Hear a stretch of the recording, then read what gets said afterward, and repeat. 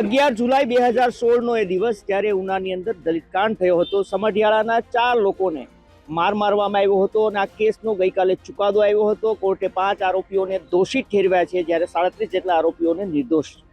આજે કોર્ટે સજા સંભળાવી છે અને મારી સાથે વેરાવળ કોર્ટના સરકારી વકીલ કેતનસિંહ વાળા છે, તેમની સાથે વાત કરીએ। કેતનસિંહભાઈ, આજે ચુકાદો આવ્યો છે, ગઈકાલે આજે સજા સંભળાવી છે।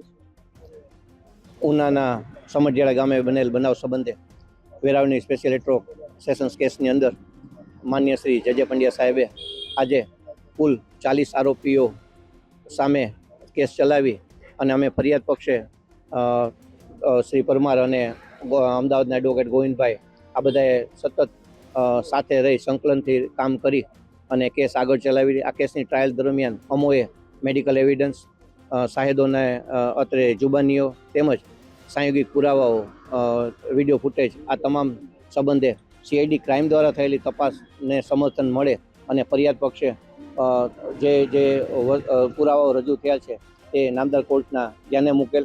તે તમામ હકીકતો નામદાર કોર્ટે ધ્યાને લઈ અને જે તે સજા આજરોજ સંભળાવેલ છે તે જેટલું આ કામમાં ફરિયાદ પક્ષે સાબિત થઈ શક્યું તેની હકીકત ધ્યાને લઈ અને કાયદામાં નિયત થયેલી મેક્ઝિમમ સજાઓ આજરોજ નામદાર કોર્ટે ફરમાવેલ છે। શું સજા સંભળાવી છે?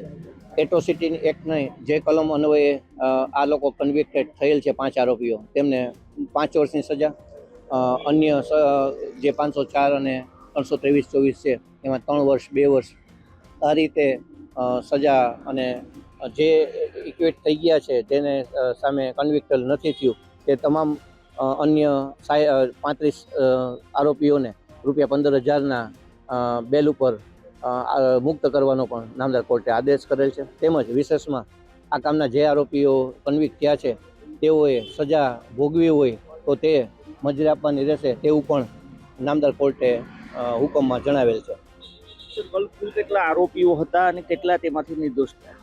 આ કામમાં કુલ 41 આરોપીઓ સામે ચાર્જશીટ થયેલ, જેમાં ચાલુ ટ્રાયલ દરમિયાન એક આરોપીનું દેહાવસાન થયેલ અને અન્ય 40 આરોપી પૈકી 35 આરોપીઓ સામે કોઈ ગુનાની ગંભીર જે હકીકતો હતો તે આધારે તેમને ચાર્જ થઈ શકે અથવા કન્વિક્ટ થઈ શકે તેવું ન જણાતા 5 આરોપીઓ જેનું ઇન્વોલ્વમેન્ટ ફરિયાદ પક્ષે નામદાર કોર્ટમાં સાબિત કરેલ તે તમામ હકીકત ધ્યાને લઈ અને ઘણા વર્ષોની આ મેરેથોન લાંબી ન્યાયયાત્રા પૂર્ણ કરી આજરોજ નામદાર કોર્ટે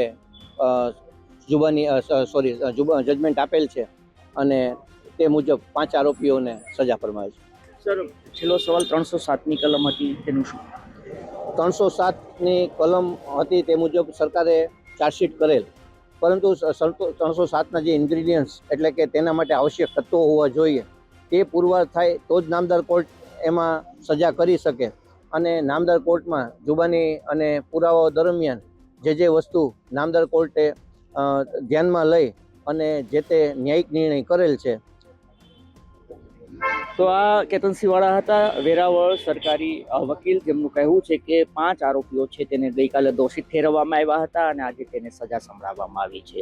કુલ 41 જેટલા આરોપીઓ હતા, 35 આરોપી છે તેને નિર્દોષ મુક્ત કરવામાં આવ્યા છે પુરાવાના અભાવના કારણે, અને હાલ જે 5 આરોપીઓ છે તેને 5 વર્ષની સજા સંભળાવવામાં આવી છે। દિલીપ મોરી, ગુજરાત તક, સોમનાથ।